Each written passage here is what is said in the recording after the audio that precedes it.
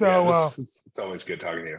Community influencer, like your cup. yeah, right. Wait till you see the other side. It's like, that's an old school one. That is. That's an That old is an old school one, school. but man, they had some of the best mugs. I don't know what it was.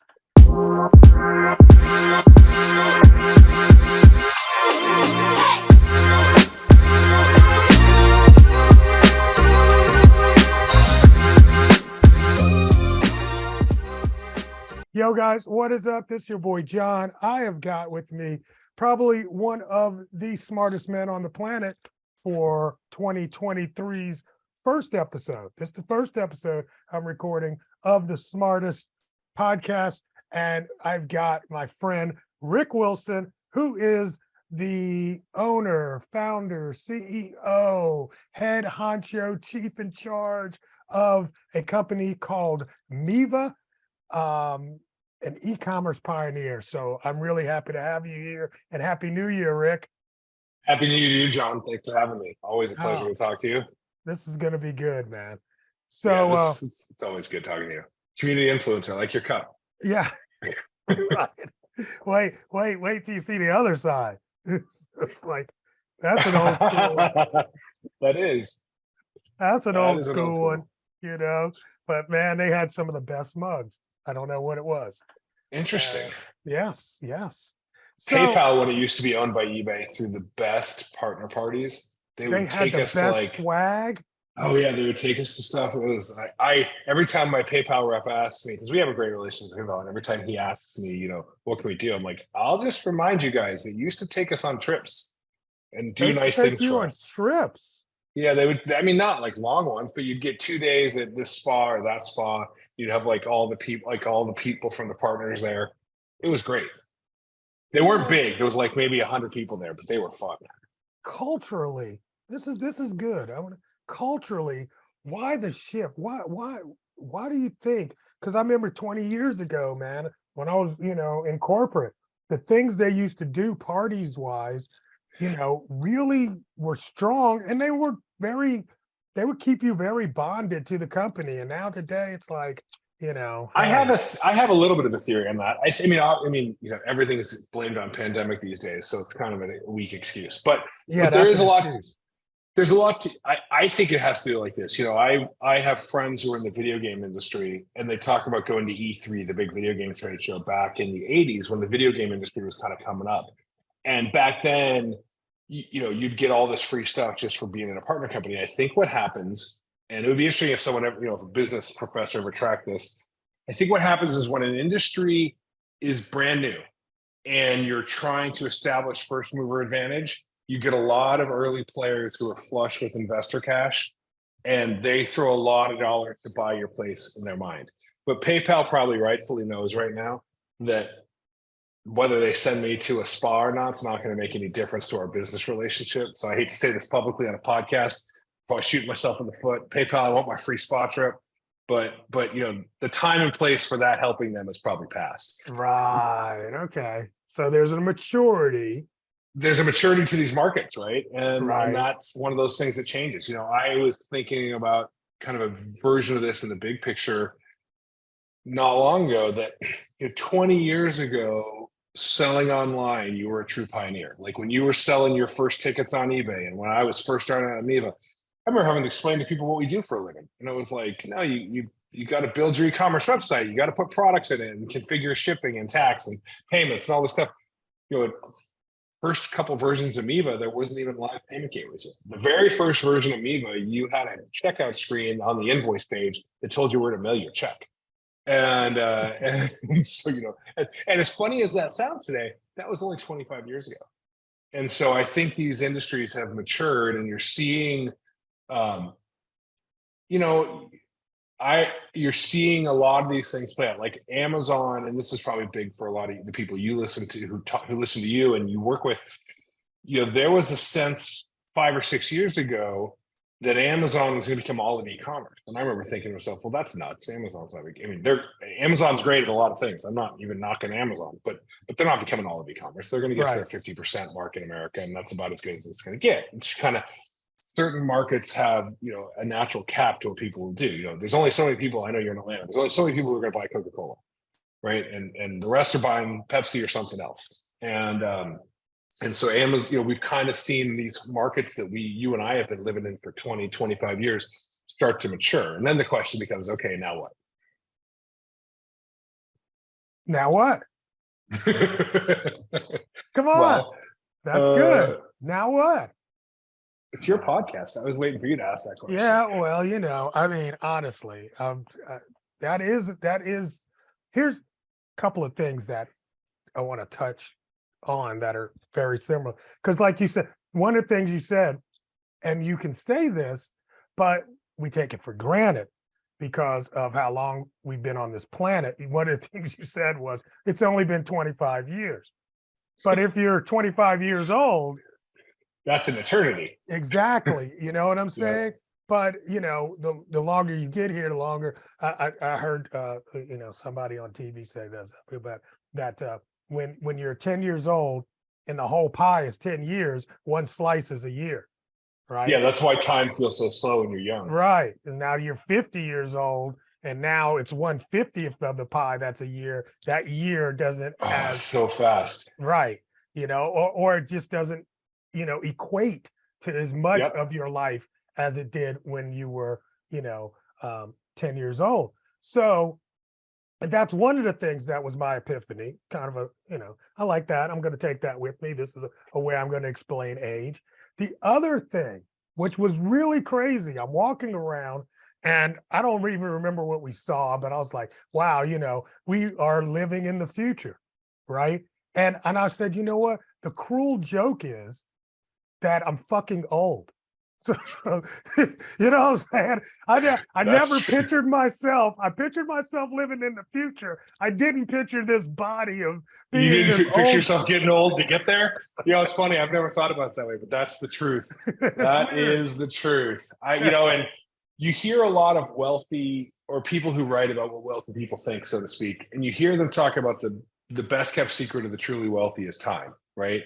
But they understand that they have the same amount of time as you and I, and they use it differently. And the way I've interpreted that, okay, sure, you can pay someone to clean your house. I mean, there's the kind of simple explanations for, don't do things if it makes more economic sense to have someone else do it. But I think there's another version of that, which is if I look back in my 20s, and someone might look at my career and think, oh, I've been reasonably successful. But when I look back in my 20s, the mistake I was making was that I assumed I would be 20s forever. And so I didn't take urgency. I put a lot of the wrong things in the urgent category is probably the best way to put it. So I spent all this time working on stuff that in hindsight, I'm like, God, that was a big waste. And of course I balanced that with trying to be like all zen and be like, hey, it all led to here and I've got a wonderful life and I'm so blessed. But there is something to be said for, when you're young, it feels like you got all the time in the world. And now I'm 50, so I'm in the same category.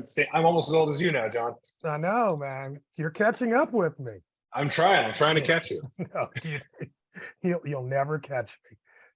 That's true. That's crazy. Go ahead. Oh, I was gonna say, as far as the what's next thing though, for people out there. Well, God, I don't know if Amazon's I know what's next. So Amazon, let's do this. Amazon is not going to take over the world. Has Amazon peaked? I think I think in the way you're asking that question. So I think in the way you're asking that question, yes. I think Amazon's peaked. Now, let's be clear about what I mean by that. That does not mean I think Amazon gets any smaller. I think they now grow at the rate the economy grows. And now in the world of e-commerce, and for all I know, Amazon's going to create flying taxis and they might explode that way, right? But because Amazon has gone from being an e-commerce company to being a true conglomerate. I mean, they're a Netflix competitor as well, right? So, but in the way that you and I, and the people who listen to you and you work with, think about Amazon, which is, can I buy a product? Can I ship a product? Can I get a product to someone in their house?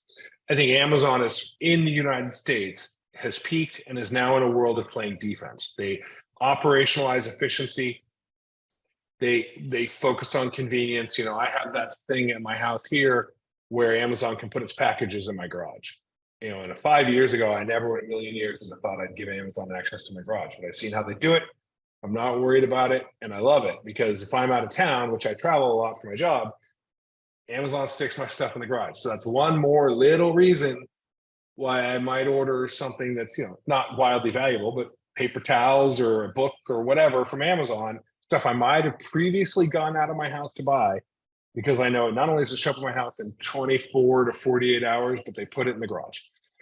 So I think Amazon keeps, I think Amazon's like a castle, like a castle in England in the 1600s, and they have built the biggest moat possible around that castle, and now they're just protecting their land while making it more productive for them. I don't. They're one of my two favorite companies, along with Apple.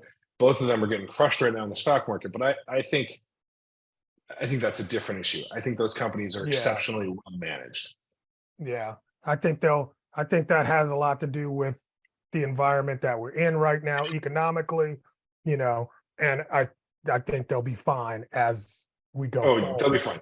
Now, on the what's next category, though, let's talk about this. This is something, there's two things we got to talk about, since we're kind of talking about 2023 in the future. Talk about ChatGPT, and let's talk about TikTok. Okay. And so, I use ChatGPT because I'm super fascinated by it. I'm not use it for what I go ask it stupid questions and see what it says to me. But I'll come back to that one in a second. Google is now losing search market share for where to eat to TikTok. I read that about a month ago. So young people, not you and I go to eat. Where do you look for a restaurant if you're in a town? Yelp, OpenTable. Yeah. And Yelp, I think all three of those in some way kind of pull from Google anyways, right there. It's not all the exact same data set, but Yelp's data is pretty integrated, at least with Apple Maps and I think Google Maps. But people go to their map app, whether it's Apple or Google, and they search restaurants because it tells you what's near you. And young people, so people under 30, Gen Z, they're using TikTok to find out where to go eat. And I thought to myself, well, that's freaking weird. Because I've had people ask me, well, do you think TikTok's going to come from big for e-commerce? How would you do that? Great question. You should ask a younger person who knows more than us. I'm going to have to ask you. I probably have to install it on my site. No, I'm not teasing. Yeah, but here's the reason I bring that up. One is it's a fascinating data point, but two is you never know where the disruption is coming from. And then this ties me to ChatGPT, right? I don't think Google, maybe some really smart person at Google, but most of us who got used to looking for restaurants via Maps or Yelp or OpenTable, I could probably use OpenTable most, but no different than Yelp, right? Most of us who got used to looking for restaurants, people, my parents' generation never got onto OpenTable or Yelp, right? They ask their friends, they're in their habits, they just do what they do. You and I are the kind of first internet generation. We use the tools of our rise, right? So you use Google, you use OpenTable, you use Yelp, and now there's a new internet generation that's not using our tools, and it's confusing to us. So we don't know what's next is going to look like. And then when you look at ChatGPT, for anyone who's listening who doesn't know what ChatGPT is right now, it's this generative AI by OpenAI, the company, that's been released into beta, and you can go have conversations with a computer, for lack of a better term. And I have asked it to do all sorts of interesting things. I've had it write me an about us page for a demo e-commerce store. I have fed it into its image generation and had it generate a logo for me. I've had it write a script. And so it's fascinating what it can do. And the thing is, right now, it doesn't hang its hat on being factual, right? So it doesn't go out to the internet and try to get the facts the way Google would, right? Google's trying to sort the truth. ChatGPT is it's not pretending to have facts, but the fact that you can go have a conversation with a computer. I could go ask it, who is John Lawson? And if it happens to have you in its mind architect, it'll say, oh, John Lawson's a speaker and author in the world of e-commerce from Atlanta, Georgia, and it'll tell me what it knows about you. And then I could say, and so if you ask someone it knows about, it would be like asking your weird little nephew who knows everything about something. It just is going to know the stuff. And ChatGPT, I don't know that it itself will be, but it is the tip of the iceberg of how AI is going to change everything. And so it's what's next. What that means, I have no idea. Okay. All right. I'll give you that. Fine, whatever. Have you been playing with it? It's cool. You know what? I am fascinated. Well, for one, here's the thing. I want to say 5 years ago, or maybe 7 years ago, IBM pulled me in to Oh yeah. Yeah, right. And so that was all about AI for them. And that was Watson or whatever it was called. Right. Yep. Watson AI, right? And the deal is the difference between business intelligent AI and public face. So what I feel like is ChatGPT, that's very public facing and it does what it does, but business intelligence is, to me, like way on another level, another wavelength, So we're talking, 5-6 years ago, they pull us in and they're showing us how it works with how AI is working with doctors, right? And I got that when I first got the initial understanding. They kept saying that AI was not to replace doctors. AI is there to make doctors like superhuman. And I was like, oh, I get it. It's like a tool that humans, yeah. And everybody. Well, you could use ChatGPT. So let's make this practical and not just you and I kind of riffing into the space for someone who might be listening to this. If you've got someone out there who's got their own independent website and they've got to do SEO content for a product. So I'll use your example that we were talking about earlier. If I was in the sneaker business and I'm selling shoelaces and I need to write SEO content for shoelaces, my guess before ChatGPT is you would have hired a virtual assistant somewhere or an SEO firm to go create this content. You would have given it a look to make sure it's at least readable and it's not nonsense. And then if it passed the John test, you would have posted on your website and you would have got enough of it out there. You'd have an assistant doing it for you. You'd get enough of it out there so that Google's crawling it. And that when people are asking weird questions to Google about shoelaces and sneakers, hopefully some of it feeds back to your website.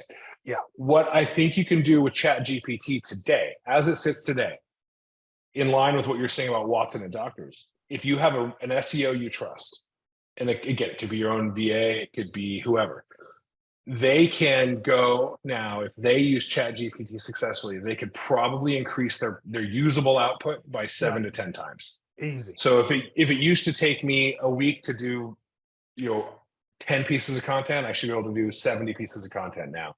Because the hard part about it, thinking of all the stupid stuff, the chat AI does it, and then the human reads it and edits it. Because humans are excellent editors. The one thing that these AIs haven't shown any particular proclivity yet is context, right? So it can create all this voluminous content, but you still need a human to look through it and goes, oh, this makes sense, or no, this is nonsense. Right. Shoelaces aren't how we landed on the moon. Yeah, absolutely. That's where we are. And I think a lot of people are just like, oh, we're going to replace all of this. And I'm like, no. I mean, you will replace, like low level garbage, stuff. I definitely, that there won't be a need for somebody to throw out the, 250 word. Well, but that kind of gets back to that kind of gets back to my point. This is what's coming next, but what it looks like, we don't know. And here's how I would tie this into history. 160 years ago in this country and around the world, your average person spent 90% of their life focusing on the generation of food for themselves and their family.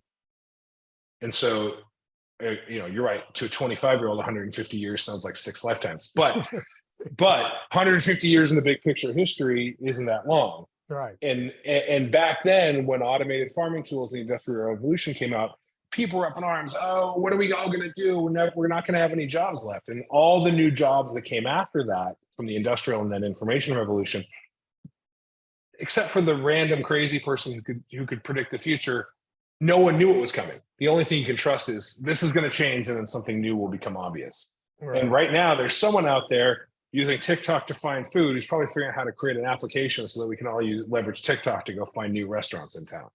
There's a place here near my house that has the best breakfast burritos. Next time you're in town, I'll take you or I'll get one for you. But the best breakfast burritos you ever had. The funny thing is they're not on their menu. You have to follow them on Instagram and order via Instagram. It's like a speakeasy for breakfast burritos. You know, Wow. if I told my mom that's how she ordered a breakfast burrito, she'd toss her phone at me. Hmm. But it's intriguing, bro. It's totally intriguing, and I'm telling you, we'll be talking about these breakfast burritos after this. I mean, I love hidden menus. I mean, come on. Exactly. I mean, Well, yeah. So you start applying game theory to human behavior, and you get some great burritos. right, right. And speakeasy. I mean, you kind of look those out, try to find, some of the great speakeasies around the world. I haven't been to it, but there's a new pop-up speakeasy in LA that's a fake Blockbuster. No kidding. I mean, I don't even know how long it's gonna be there, but yeah, I read about it like a month ago. Yeah, I was in in Austin, and they had one. It was a floppy disk store.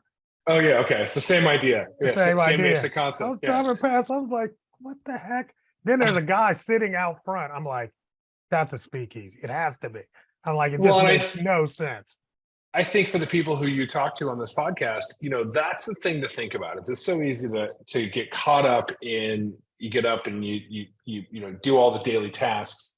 But the real question is, how can you get people's attention? Speakeasy, it's gamification. Speakeasy, people are intrigued by that, right? Shoot, I've had my Peloton now for a little over 2 years, and I am just about to hit 10,000 minutes on the Peloton. The fact that I even have an idea of how many minutes I've done on an exercise equipment is amazing. They have created the Pac-Man. I'm aging myself, but they've created the Pac-Man mentality of wanting to grab the dots, eat the dots in a workout system. I pay attention to my streak. I've got a little widget on my iPhone here that tells me how many days I've worked out this week. I care about how many minutes I do in a month and a year. And I think clever entrepreneurs can apply that to the thing that's happening in their world to make their business better. Okay, so I'm writing this down. Things as simple as buy 3 pairs of this thing and get the 4th one for free. But sometimes it's an interesting floppy disk stuff. I got to write this down, man. All right, is eat the dots. Eat the dots. That's right. Is that a theory that you've heard of before? You heard, or did you just it's just my term for gamification. Yeah. But eat the dots. I'm liking eat the dots, man. Yeah. Because I mean that was the thing. You'd get 3 men to eat all the dots. And when if you don't eat all the dots, you would come back, you'd be in the same spot, and the dots would be in the same spot. You'd have to maneuver your way around to get to that corner dot that you missed. I mean, you got to eat all the dots. 2 types of people in the world. There's people whose inbox has like 100,000 unread messages, which is my wife. And then there's people like me whose inbox currently has like 8 things in there. It did before we started talking. And one of the things I use the downtime between Christmas and New Year's for is bringing that number down as close to 0 as possible, because I'm trying to eat my dots. I'm trying to get my inbox, because I use my inbox as sort of a volleyball court. It's tasks, right? If you've emailed me something, like you and I communicate a lot via Facebook Messenger, which I don't do with everybody, but I have these things and I'm like, oh shit, I got to schedule with John. I'm trying to knock out all my tasks. And I think there's a lot to be said for human psychology. People, it's the whole thing. Why people put things on their to-do list just to check them off. And so what do you do with you put these in folders? How do you manage? That's great. How do you manage your emails? I mean, I don't know very many people that got only 8 emails left. So, well, okay. Especially on your level. So I have folders. So the way my inbox is what I'm talking about. And so the way mine works is I have a hierarchy of folders that are broken down by kind of departments in the company. I'm not talking about my personal email. I keep that pretty tidy too. But I've got departments by the company or partners. So, let's say I have conversation going with ShipStation, or they go by Octane now, kind of their parent company. I have a whole Octane folder. But my inbox is, or PayPal, as we were talking about earlier, my inbox is open to do items. That's how I view my inbox. Mm-hmm. So when an email comes in, the answers could be read it and delete it, right? Like it's just informational. And I read it and I learned my thing. Like, I subscribe to, gosh, I'm blanking right now, but the guy who's a famous professor at NYU, who's a writer, he sends his weekly emails out, and those kind of things, unless they're particularly fascinating, I read them. I think, oh, that's interesting, and I delete it and I go on with my day. Mhm. Or if it's really good, I have a place to file that stuff, like interesting tidbits, and I file it down there. And so, but when it comes in, I either email, I read it and delete it, I read it and file it, or I read it and reply immediately, and then either file or delete. And then the fourth group, which is the one that slowly builds up on me, is I read it, I owe it a reply, and I'm not feeling like replying to it right now. So that's the one that I was down to 8 before you and I got on the phone. On, you know, if it was a bad day for me, that's at 100, and I'm trying to get it back down. It's like a balloon. I'm trying to pull back to earth all the time. But I either read, delete, read, file, reply, delete, reply, file. Those are my 4 steps. Interesting. See, my problem is I have too many read laters. I'll read that later. Yeah, and that's dangerous. And that's what yes. that's what Carly, my wife, does too. She likes to make fun of me and show me her phone, and I think she also has her own business, and so a lot of these are like a lot of these are just business notifications. They're like, you know, is my SendGrid API app or whatever.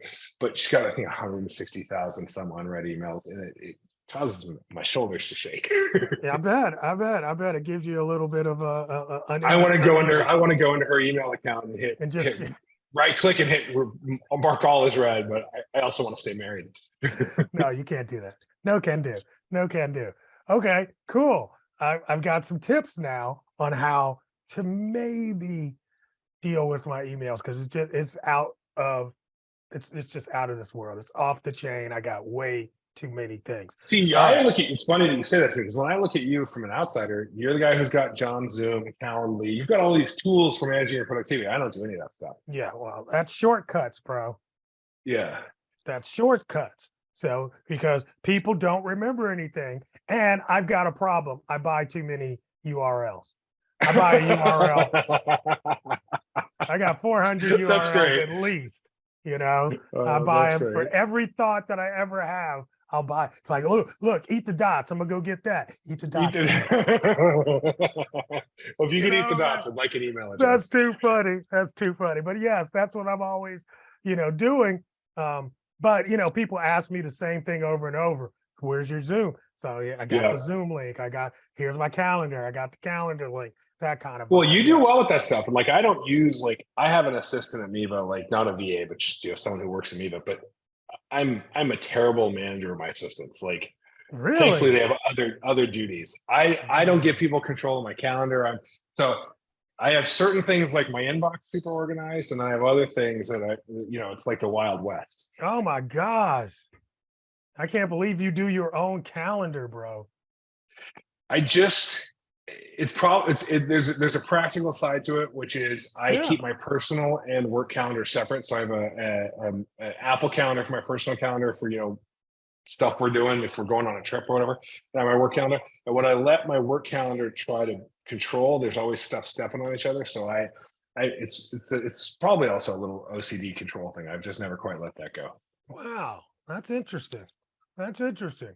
All right, I got to talk about your favorite person on the planet. Well, we'll talk about one of them, and then we'll talk maybe the other one too. Because they'll overlap at some point. But we got so Elon and Kanye, or what? How did you know? How did you know? Am I right? Well, yeah, you were. You nailed it. But I mean, definitely. I mean, Elon. Because see, we have talked about Elon on, before on different, podcast stuff. So I just got to check in with you. Where are you at in the Elon universe here now? Well, I'm definitely not. Never have been. You never have. No, well, I've always had a qualified admiration for the guy. I mean, what he has done with Tesla and the cool stuff he does with rockets are very cool. So let me start with respect to where respect's due, right? So, but hold on, let me ask you one qualifying question. Sure. All right. Could you code a Meva website from scratch on the back end? Me? Yes. No. Well, I can now with our no code thing, but I couldn't yeah. Because here's the thing, it's like I do too. I mean, you're going into space, all that, but it's not like the dude knows how to go to space. Well, so sure. So Right. that's about okay. Yeah, that's a good qualifier, and I don't know the answer to that behind the scenes. What I will Right. say is this: he has, however he got there, he's had a little Steve Jobs magic in at least two sets of product categories. What he's done with cars and what he's done with rockets. I mean, landing a rocket on a floating thing in the ocean is pretty freaking cool. Yeah. Right. And and if you've on a side note, I don't want to. We've had covered a lot of things. I think Elon's biggest competitor on Tesla, because what's Tesla really all about? It's not about the car; it's about the software. So the company he's most worried about is Apple, because Apple Car is trying to be to every other car what Tesla is to Tesla. But that's a side conversation. Yeah, I didn't know you had to subscribe to everything on a Tesla car. Yeah, actually, I've never owned one, so I don't know. Yeah, me either. I'm still a gas driving kind of guy for now. Yeah, I did buy a little electric golf cart thing, but that's about all I got. Oh, that's because of the community that you live in. Yeah, that's true. And so, but I could take two stances on Elon. I could take he's an idiot, and it's just fun watching the Schadenfreude. It's just fun watching him melt down stance. Mm-hmm. And frankly, between some friends of mine and I do, right? Like, did you see what this guy said today, kind of thing? Right, yeah.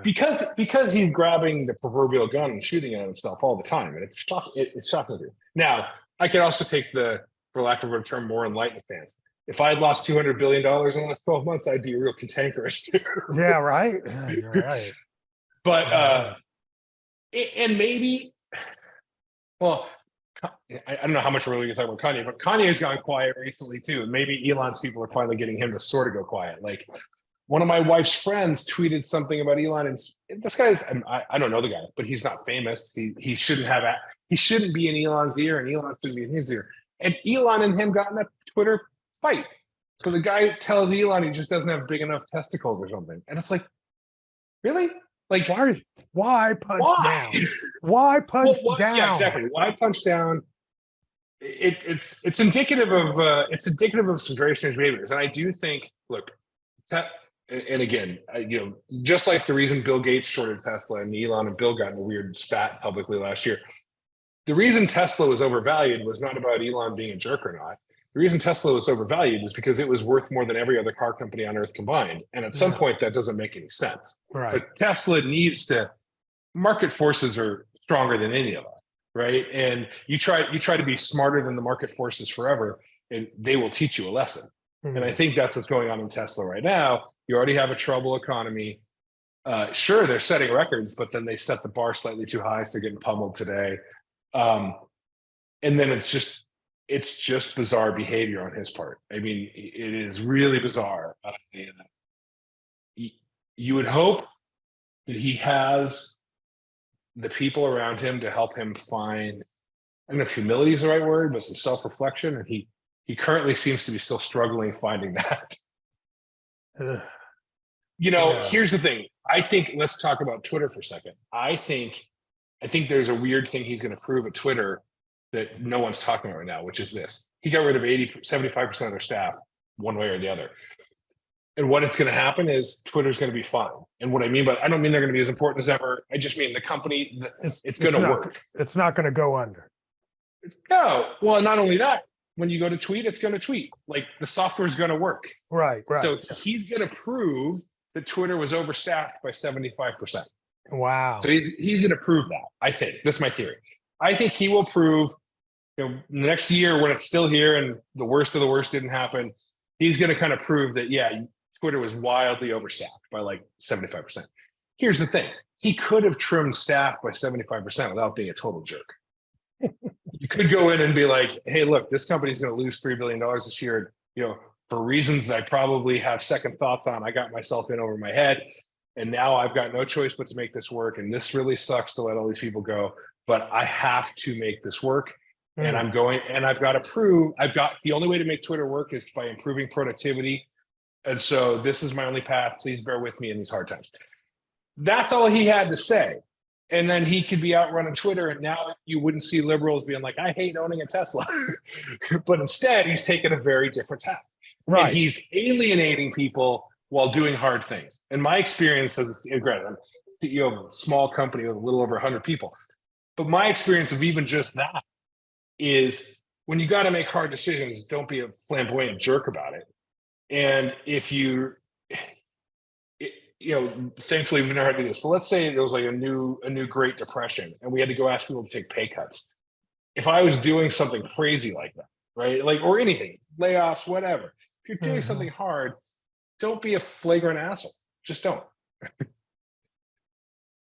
You would think that was, we wouldn't have to say that. Well, that's the thing. And that's what's so, that's the part about him that's fascinating and puzzling, and probably why he's my version of the Real Housewives. He's like the real house dude of Silicon Valley. Like, I am so endlessly fascinated with him for that, probably for that exact reason. Okay. I look at someone, granted, Bill Gates has character flaws. He got a divorce for cheating on his wife. But I look at a guy like, okay, and I'm not condoning that at all, but I look at the way he conducts the rest of his life, or at least what little I know. And I look at the way Warren Buffett conducts his life. And I look at a lot of people who've been wildly successful, and they appear to have a system for taking feedback and learning and applying lessons. And I don't know, Elon certainly has that in engineering. That's how you figure out how to build some of the stuff they've built or his employees do. But he seems to be lacking that in the human sense. For some reason, it seems like at some turning point, he decided he wanted to be a influencer. Which is really weird. Right, because you're influential. You don't have to necessarily, I mean, like you said, he influenced, electric cars and landing on the moon or rockets, right? And going to Mars, all of these things. But all of a sudden he wants to be this pop icon kind of. Right. Well, imagine, so let's take either Steve Jobs' widow, Lauren Jobs Cook, or whatever her name is, who now owns the Atlantic of all things. She's making her mark on society. You never hear her say anything. Or take it's Lauren Powell Jobs. Or take Tim Cook, his successor as CEO of Apple. He is having an equivalent impact on humanity as Elon. And no one's running around thinking, God, did you see the stupid thing Tim Cook tweeted today? Right. You can be quite impactful. I guess the life lesson is you can be wildly impactful without being a jerk. Which I think, okay, now let's bring in Kanye. Because he's been wildly impactful, but he's always been a jerk, in my opinion. Okay. So I probably, like, in early days of Kanye, I listened to College Dropout, and I sang along with Gold Digger just like everybody else, and and Jesus Walks and all this stuff. So Kanye, but he was a jerk. But he was a jerk. He was a jerk, and I wasn't that paying attention to it. But he was. Well, you can't write a song called Gold Digger without kind of being a jerky guy. But I'm just saying, he would do things. I mean, every once in a while, something would pop up. Be like, damn. He always seemed like he was a week away from being, for lack of a better term, off his meds, right? Yeah. And so that one's both harder to watch,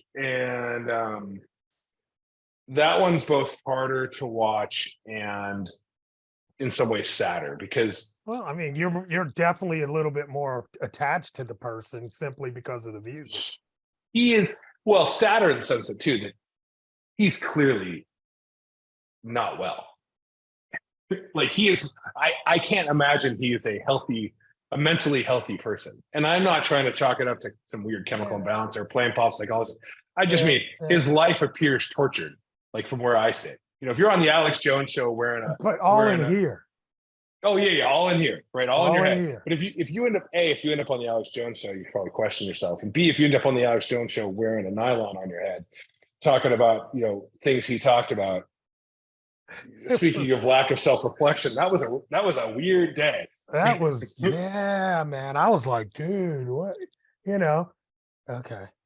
But my point in bringing him in that was that he always had these signs of, like you said, a little bit off med. Whereas like this right turn that Elon has made, just kind of like, it's so weird. So that's the, I mean, yeah. So it's an interesting comparison on that one because you feel like, and again, armchair quarterback, but you feel like Elon's smarter than that. So if he's smarter than that, what's he up to, right? What's he up to? Yeah. Right. And is he really just pandering to create a base? Does he imagine he's the next Donald Trump or something? Like, is there some, but he couldn't even run for president if he wanted to. He's not an American citizen. But like, what's the end game, I guess, bro? what's the end game? Like, that's, I guess, the difference. I don't listen to Kanye and think he's got an end game in mind. I think Kanye's just wacky, right? Wacky in a way that's potentially very dangerous because he's influential, right? If he wasn't influential, he'd just be the weird guy saying stupid shit. Right. But because he's influential, he becomes dangerous. Elon, you expect him to know what his end game is. He always is supposedly seeing around three corners. What corners is he seeing around? And he's recently amplifying weird QAnon stuff, and Elon's just doing some really weird things that, and maybe that's the stress of losing $200 billion. I don't know. I'm guessing is I'll never know what that feels like. Let's hope. Let's hope. I was gonna say. I don't know if I had to have 201 to end up at 1, I might be willing to do that. But yeah, really? No, actually, no. I'm about to say, because how would story. that change you? How would that change you? No, I was being because the ride, like we always talk about, the old saying is, the people you meet on the way up or the people people step on the way up are the people you meet on the way down. On the way down, right? So how would that change you to go this high and then to be brought that low? Even though your low is like my still dream so high. Yeah. Oh, totally. Yeah. Yeah. That's I think, well, there's that question. And then the other thing too is there's a point that we were on a walk this morning and we walked by a real estate office. They have all the pictures of stuff for sale. And there's a house not far from here that's this crazy compound. It was a wild amount of money, right? More money than most people would ever see in their lifetime, and just for a house. And my wife and I would talk about that for a second. And we started with wow, that's a crazy house.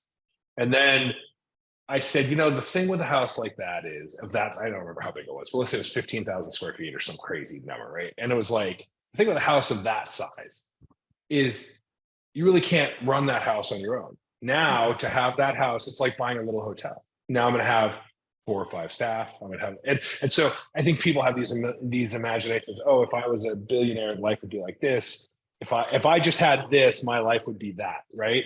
And most people aren't taking the time to think about what that looks like. The truth is, if you're a billionaire, you're now CEO of a corporation with your name on it, right? I'd now be, instead of being CEO of Meva, I'm CEO of Rick, right? And then when you're CEO of Rick, in the case like that, if there's a certain amount of money, which the money becomes a true burden, right? And then that doesn't even count going so high up and then kicking a bunch of people all the way down, which is an extra layer of pain.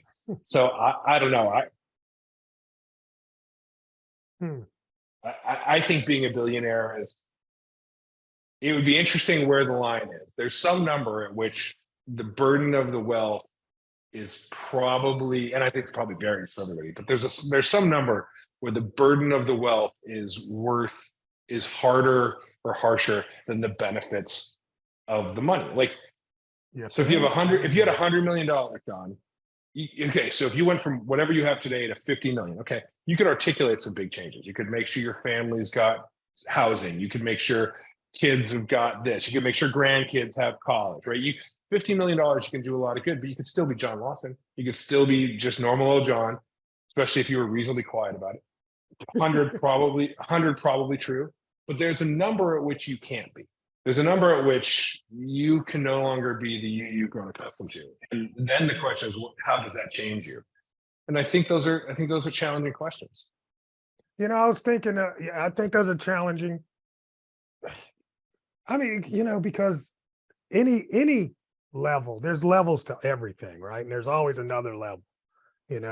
I'm sure even at your level, when you see others around you, you're like, that's another level. There's always another level, right?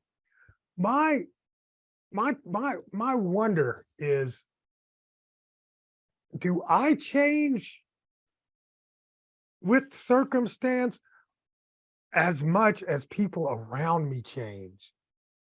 with circumstance, because it's like there's things that, there's ways that people act around me now that are completely, I don't know how to say it, but it's completely based off of their image of me from when we used to hang together when we was kids versus what you see today. But but then they, and they think, oh, you've changed.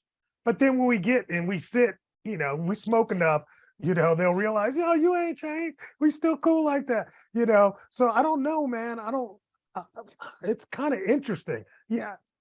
I think proximity does change you, though. I think you're onto something though, because I think back to, it really depends on the filter through which someone met you, right? So if someone only knew me from 25 to 30, right? I was single, I was just out of college, I was, young tech sales guy. I thought I was rich, and even though I wasn't, and I'm out in the club every weekend, right? If you only knew me for those 5 years, you might have hung out with me 50 times. But the version you hung out with was the guy at the nightclub on Saturday night, right? And if you never knew who I was, if you never knew the rest of me, you'd be like, oh gosh, I can't believe how much Rick's changed. But on the flip side, I bet your mom or your sister look at you and they're like, oh, John's just a better version of the same old John I've always loved. Right. And so I think it's somewhere in there. It's somewhere in there, I think that's why I like Big Brother nowadays. I've started watching. I've never seen it. That's weird. But I'm a reality TV person, and I never watched Big Brother. And I watched 2 seasons ago, and then got kind of fascinated. So I watched this season, and now I went back and started watching the old ones. And because I am always a people watcher, I love watching people. But there's something about being stuck inside of an environment where you see the same people 24 hours a day, you know what I mean? Like they do for 2-3 months. What are they in there for 3 weeks or something? Oh, it's months. No, it's like months. Yeah. Okay. It's at least 2 months, That's a long time. That's a long time. And you have a hyper sense of relationship. It's very, very hyper. And I can only equate that to now, again, me and my thing, it was high school. See, high school is like that, or college is like that, where you're stuck in this small environment and you see the same people every day, and that becomes your world, Yep. And then when you get back to once they leave that house, yes, you're changed, but you're going back now to the circumstances that you had before you went there, and some of that just kind of falls off on you, Anyway, I don't know where I'm going with that, but high school, it's like. Well, let me see if I can tie all this back together. Bring it all back together, Rick. I'll bring it all in for a closing here. And if you're listening, if you've listened this far, first of all, congratulations. Second of all, none of this was pre-planned. But we talked about getting old in the beginning. We're talking about high school right now. I will say this: if you're an entrepreneur, I think about, and for all I know, and at some level, all I hope is that Miva is that when I someday retire from Miva, that's the end of it for me, and I don't do another run. But I will ask myself this thought question a lot. If I was going to start something new today, what would I do? And often I think, well, since I'm not young, I can't pretend to be young, but I would go look at how young people do things. And I would figure out what they're doing that's different. Because the thing about being young is they know how all the other young people are doing it. But the thing also about being young is your average young person is not good at figuring out how to make that a business or an opportunity. So someone who's been around a block, who has some wisdom about, where there's some oil, so to speak, look at a young person, look at someone who's young, see how they act differently than you, and don't judge it, right? Don't be like, oh God, this is you dumb kids. Here's the truth about the dumb kids. Dumb kids are about to be the future smart people who run everything. So just go look at a young person, see what they're doing that's different than how you work, and then ask yourself, is there something I can do in this to either improve the business I already have or create a business? Because, not to get all preachy, but I will say this: aside from all the problems we have, whether it's Elon or Kanye or government or politics, the reason I believe why America still is a positive influence on the world and why it's the place I trust for the future is the entrepreneurial spirit. At the end of the day, it's people figuring out stuff you and I would have never thought of. Like, wow, that's clever. Right? I would have never thought to create TikTok. I would have never thought to land a rocket ship on a barge either. And like, you think about this stuff and the fact that you're free to do it here, and the fact that you can apply your skills and see if you can make a living for yourself, and for some of us make a home run for yourselves, is why it's so robust. And it's why when things look like they're crazy and what politics seem insurmountable, or the world seems like it's all collapsing, it's like, yeah, the world's probably not collapsing, and the world's probably going to be okay. Yep. And the trick is to make sure that you're okay during this whole thing. Absolutely. Hey, that was a good wrap. Didn't I wrap that okay? That was, yeah, you put a bow on it and everything. Awesome, awesome, awesome. Rick, it's been fantastic catching up with you. You know, if people want to catch up with Rick, where do they go? So I also have a podcast, although I haven't recorded a new one in about 6 months because we've been busy with Miva stuff. But go to miva.com, miva.com, if you're interested in my e-commerce platform. We're at a high level. If you don't know who I am, we're a competitor to Shopify e-commerce and Magento. And if you're interested in hearing what I ramble about, you can go to dragonproof.us. Dragon, like the thing that'll breathe fire on you, proof, as in you're safe from it.us. And that's where you can find my podcast and all that stuff. John, awesome. Always a pleasure.